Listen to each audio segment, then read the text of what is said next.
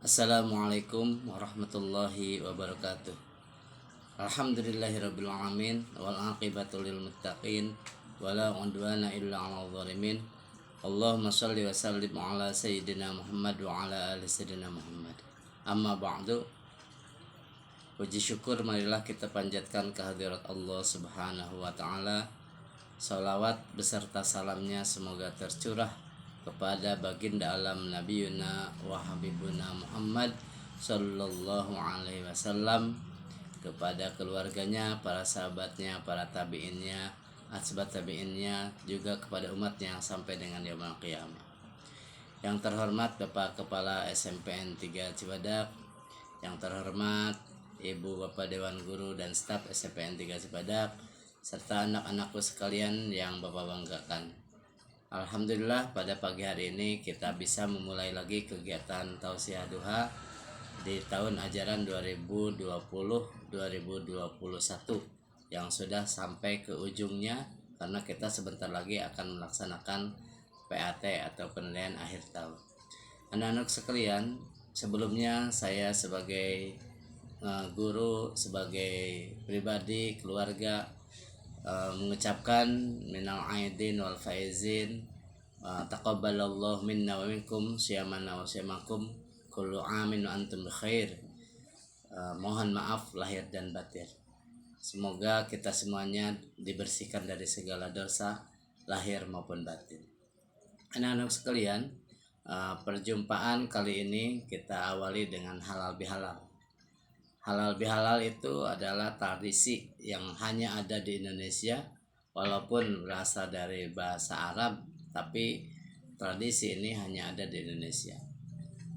Asal mula halal bihalal sejarahnya adalah tahun 1948, ketika Presiden Soekarno merasa tergugah karena setelah kita merdeka 3 tahun dari kemerdekaan terjadi disintegrasi atau perpecahan antara bangsa Indonesia. Untuk itu Presiden Soekarno pada pertengahan bulan Ramadan 1948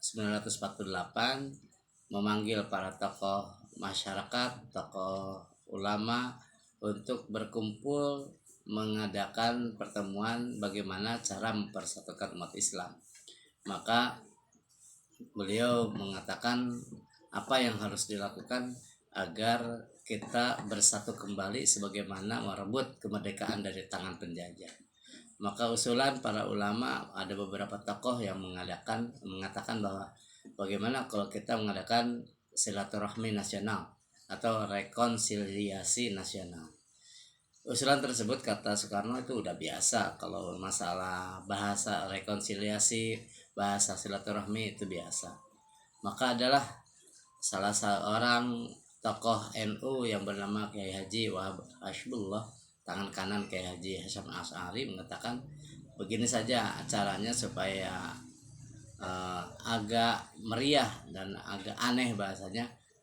Udah dinamakan aja halal bihalal.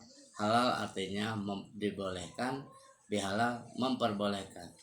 Jadi setelah menghalalkan juga harus dihalalkan. Nah, itu walaupun istilah bahasa Arab tapi hanya ada di kita. Jadi maksudnya kita minta maaf. Nah, itu bisa meminta untuk menghalalkan, tetapi yang menerima juga harus menghalalkan. Nah, itu maka dinamakan halal bihalal.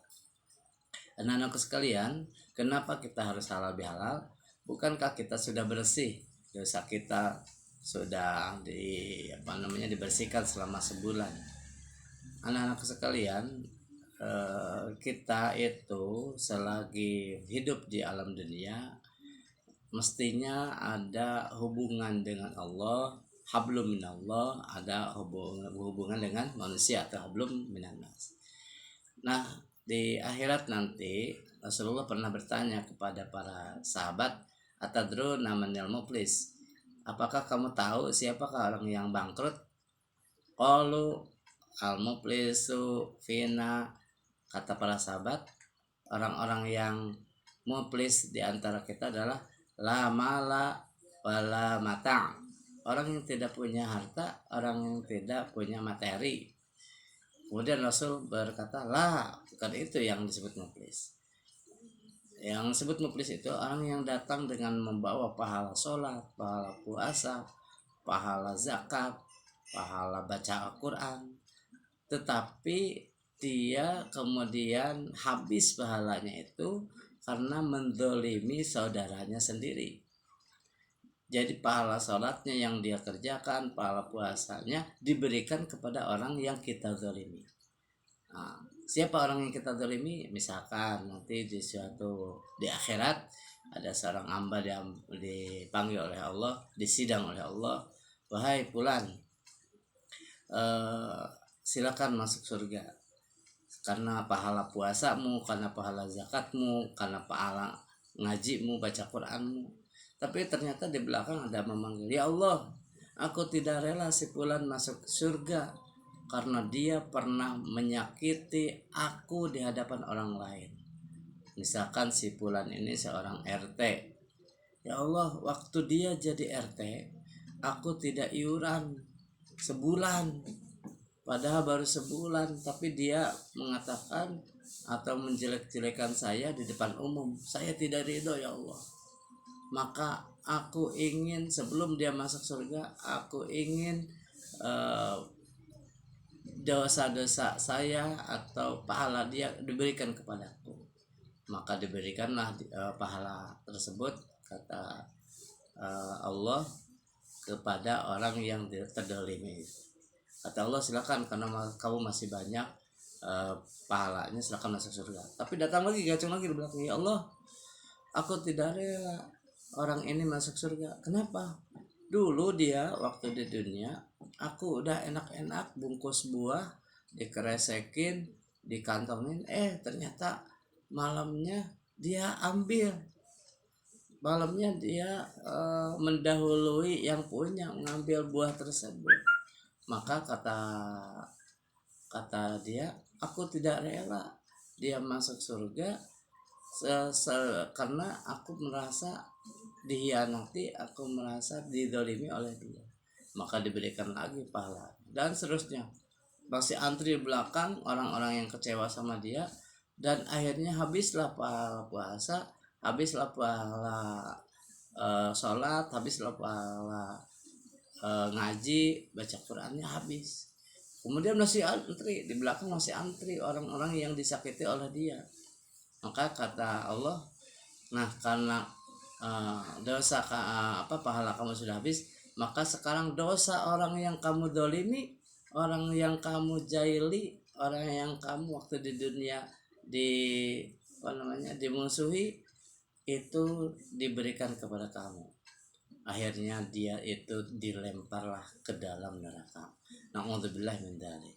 Maka dari itu anak-anakku sekalian, fungsi halal bihalal ini adalah untuk membersihkan dosa-dosa kita, baik dosa kepada Allah maupun dosa kepada sesama manusia.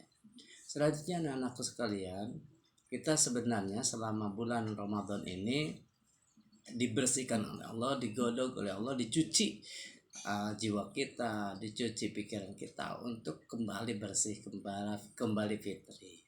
Ibaratnya begini, jadi sebelum Ramadan ini manusia itu terbagi 3. Ada yang zalimul nafsi, ada muqtasid, ada sabiqum bil khairat. Ada orang yang selama sebelum Ramadannya itu banyak dosa, buat tiap hari buat dosa gitu ya, tidak ada kebaikannya sama sekali, berbuat dosa aja. Zalimul nafsi, zalim kepada dirinya sendiri. Ada kelompok yang kedua, orang sebelum Ramadan itu al-muqtasid. Al-muqtasidun itu kadang sholat, kadang juga bohong, kadang puasa, tapi kadang juga mengomongkan atau menggunjing orang lain. Kadang dia ngaji Al-Quran, tapi membentak juga kepada orang tua, menyakiti orang lain juga. Itu namanya 50-50. Sholatnya iya, maksiatnya juga iya. Jadi setengah sholat, setengah ibadah, setengah maksiat, setengah taat, setengah maksiat. Ada lagi sabiqum bil khairat, orang-orang yang benar-benar mendahulukan atau berburu kebaikan. Nah, ini ibaratnya gini. Jadi ada seorang raja kemudian akan memilih 3 orang perdana menteri. Ini ada kisah ya. Seorang raja kemudian akan memilih 3 orang perdana menteri. Kata raja, perdana menteri, sebelum aku pilih menjadi perdana menteri, maka aku akan mencoba kepada kalian, kepada calon-calon perdana menteri ini untuk dicoba. Besok kamu harus bawa sekarung buah kepada saya, kata raja tersebut. Maka ketiga perdana menteri itu terbagi 3. Yang pertama, dia menyiapkan satu karung buah-buahan yang paling bagus, pepaya Bangkok, jeruk dari Garut, pisang Ambon, kemudian nanas yang dari Subang. Kenapa siap ya, yang apel dari Malang, pokoknya buah-buahan yang paling bagus dia persembahkan.